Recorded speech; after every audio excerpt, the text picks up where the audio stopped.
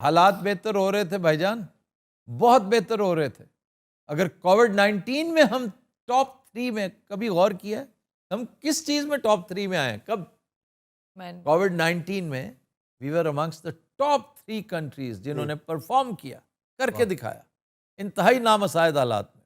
اس لیے کہ کپتانی کرنے کے لیے بیٹھا ہوا تھا کوئی صوفی صفت آدمی جس کو لالچ کوئی نہیں تھا، شوق ذوق کوئی نہیں تھا، جاہ و حشم کا، عیش و عشرت کا، مال و زر کا، اسے کوئی نہیں تھا. وہ سب کچھ چھوڑ کے آیا ہوا تھا. وہ کتنا کو مال و زر کا شوقین ہے. یہ توشہ کھانے والے، یہ گھڑی والے، انہیں چاہیے کہ جمائمہ کی وہ گفتگو سنیں جو اس نے بتایا کہ کس قدر خودی والا آدمی ہے. خودی، وہ خودی جو اقبال کی تھی کہ یہ میرے باپ سے چاہتا تو ہر چیز لے سکتا تھا، جی بلینئر ہوتا آج، اور بیچارہ کمنٹریاں کر کے، ایکسپرٹ اوپینینز دے کے اپنی روزی روٹی کماتا ہے. یہ باتیں کرنی اس لیے ضروری ہو جاتی ہیں کہ بے شرموں اور بدبختوں تم اس پہ الزام کیا لگا رہے ہو؟ پیسے کا، کہ اس نے گھڑی بیچی اس لیے کہ اس کو پیسوں کی ضرورت تھی، گھڑی کی ضرورت. بھئی یہ گھڑی بیکار گھڑی تھی اس کے لیے، اور اس کی اپنی گھڑی وہ تمہیں نظر آ رہی ہے، لیکن یہ سب کچھ نظر نہیں آ رہا جو تمہاری ناک تلے ہو رہا ہے.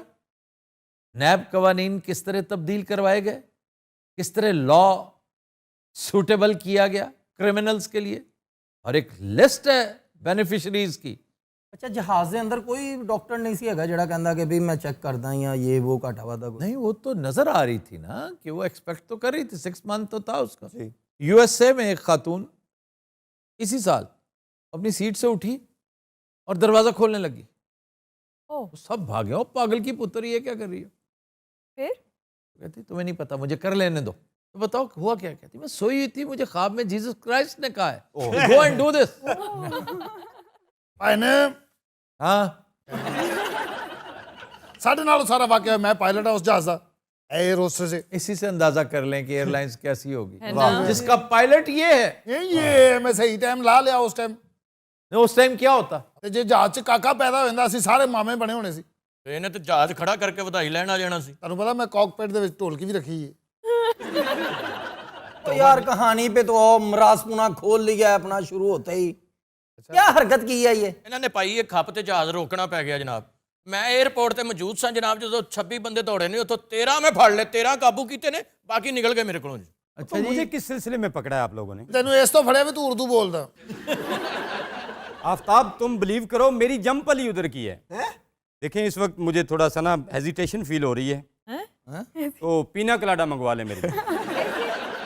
پر میں نے جھوٹ نہیں بولا تھا، میری طبیعت خراب تھی. شامل تفتیش تم ہو چکی ہو، ان قریب منوا لیں گے. لیکن میں بے قصور ہوں. اچھا، منانے میں، ہاں جی مجرم سے اگلوانے میں جو قومیں ید طولہ رکھتی ہیں ان میں سے ٹرکس بھی ایک یہ، لیکن پکڑے اسپین میں گئے ہیں.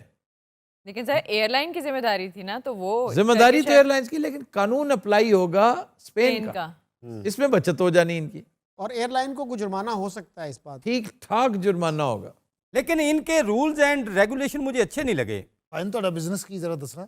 میرے پاپا کاجو کا بزنس کرتے ہیں. بہت بڑا بزنس. ਉਹ ਕਾਜੂ ਪੈਕ ਕਰਦਾ ਭਾਈ, ਕਾਜੂ ਪੈਕ ਕਰਦਾ ਉਹ ਬਜਾ ਲਓ ਤੇ دنیا کی بیسٹ ایئر لائنس کون سی؟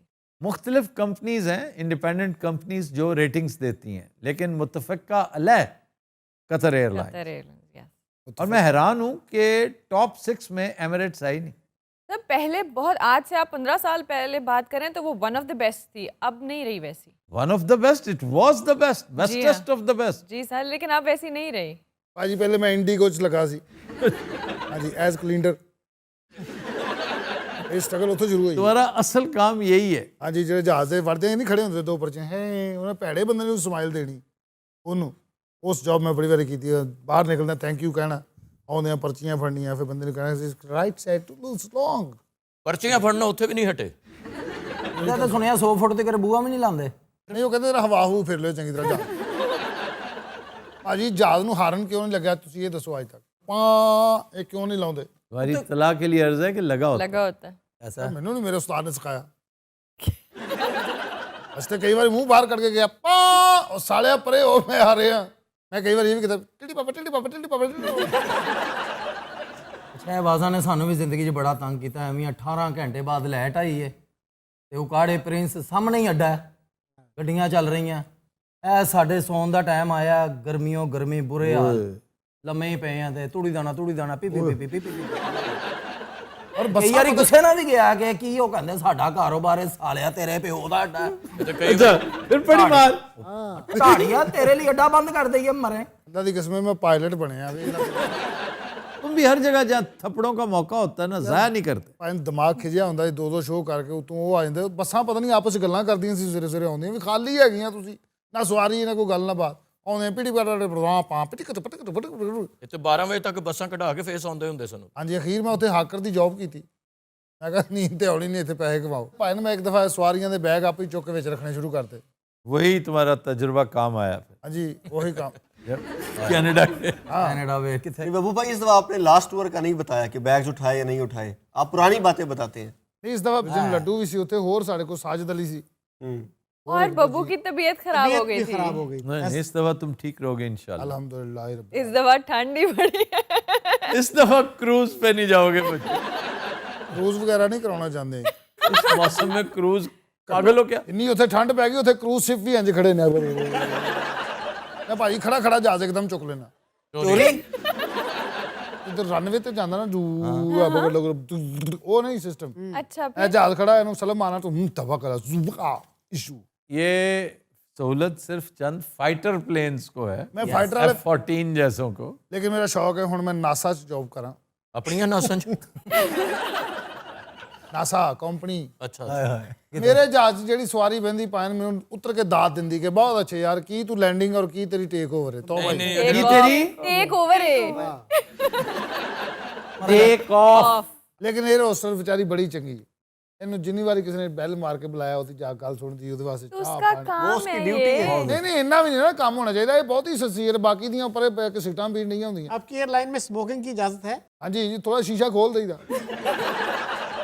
ਜਹਾਜ਼ ਸਭ ਤੋਂ ਪਹਿਲੇ ਮੈਂ ਉੱਠਣਾ ਹੁੰਦਾ, ਸਵੇਰੇ ਉੱਠ ਕੇ ਸਾਰੇ ਜਹਾਜ਼ ਨੂੰ ਟਾਕੀ ਮਾਰਨੀ, ਉਹਦੇ ਟਾਇਰਾਂ ਦੀ ਹਵਾ ਚੈੱਕ ਕਰਨੀ। हमारी एक एयरलाइंस है निजी, उसका टायर एक दफा लक्ष्मी पहुंचा हुआ था पंक्चर लगवाने। सीरियसली? हाँ हाँ नहीं तो इसके लिए तो खास अपनी वर्कशॉप हाँ, तो नहीं थी ना उस दिन, अवेलेबल नहीं थी, फ्लाइट ले जाना लाजमी था। बहरहाल ਭਾਜੀ ਤੁਹਾਡੇ ਮੁਲਕ ਦੇ ਵਿੱਚ ਵੈਕੈਂਸੀ ਨਿਕਲੇ ਅਗਰ 에ਅਰਲਾਈਨਸ की, तो मैं सबसे बेस्ट पायलट। ਪਾਕਿਸਤਾਨ ਤੋਂ ਕੈਨੇਡਾ ਕਿੰਨੀ ਦੇਰ 'ਚ ਪਹੁੰਚਦੇ ਹੋ? 13 घंटे। ਹੈ ਤੇ ਮੈਂ ਤੁਹਾਨੂੰ 9 ਘੰਟੇ ਲਏ ਆ। किवें? ਮੈਨੂੰ ਸ਼ਾਰਟ ਰਸਤੇ ਯਾਦ ਨੇ। ਆਬੇ ਹੁਕਮ ਰਸਤੇ ਉੱਤੋਂ ਲੰਘਣਾ। किधर से? ਆਬੇ ਹੁਕਮ ਰਸਤੇ ਉੱਤੋਂ। आबे हुर्मुज से। ओके, फिर ਉਸ ਤੋਂ ਬਾਅਦ ਤੁਸੀਂ ਜਾਣਾ ਲੇਕ ਲੂਇਸ ਕਨਾਲ। सुएज कनाल को लेक लुइस कनाल। अच्छा ਉੱਥੇ ਤੁਸੀਂ ਜਹਾਜ਼ ਨੂੰ 10 ਮਿੰਟ ਉੱਤੇ ਹਵਾ 'ਚ ਮੁਹੱਲਕ ਕਰਨਾ। मोहल्ले मोहल्ले अच्छा क्यों वजह? ਉਹਦਾ ਠੰਡਾ ਹਲਵੇ, ਨਾਲੇ ਦੁਨੀਆ ਥੱਲੋਂ ਘੁੰਮ ਰਹੀ ਹੈ। अच्छा ਠੀਕ ਆ, ਆਪੇ ਹੀ ਉਸ ਵਾਏ ਤੇ ਆ ਜਾਏਗੀ। ਭਾਈ ਦਾ ਟ੍ਰਾਈਐਂਗਲ ਜਿੱਥੇ ਹਰ ਜਹਾਜ਼ ਫਸ ਜਾਂਦਾ, ਬਰਮੂਦਾ ਟ੍ਰਾਈਐਂਗਲ। ਸਾਡਾ ਭਰਾ ਉੱਥੋਂ ਜਹਾਜ਼ ਲੈ ਕੇ ਗਿਆ। इन्होंने हवा में मोहल्लक किया होता ना। ਬਰਮੂਦਾ ਟ੍ਰਾਈਐਂਗਲ ਆਇਆ ਭਾਈ, ਮੈਂ ਉਹਦੇ ਉੱਤੇ ਮੁਹੱਲਕ ਕਰ ਲਿਆ। ਮੈਂ ਕਿਹਾ ਤੇਰਾ ਬਰਮੂਦਾ ਜਿਹੜਾ ਤੂੰ ਲਈ ਫਿਰਦਾ ਨਾ, ਉਹ ਹਿੱਲਿਆ ਥੋੜਾ, ਉਹਨੇ ਐਂ ਚਾਮਿਆ ਮੇਰੇ ਨਾਲ। ਉਹਨੇ ਮੇਰੇ ਨਾਲ ਚਾਮਿਆ, ਮੈਂ ਉਹਨੂੰ ਇੱਕਦਮ ਮਰ ਵੀ, ਉਹਨੇ ਇਸੇ ਗੱਲ ਤੋਂ ਮਰ ਗਿਆ। ਮੈਨੂੰ ਕਹਿੰਦਾ ਜਾ ਯਾਰ।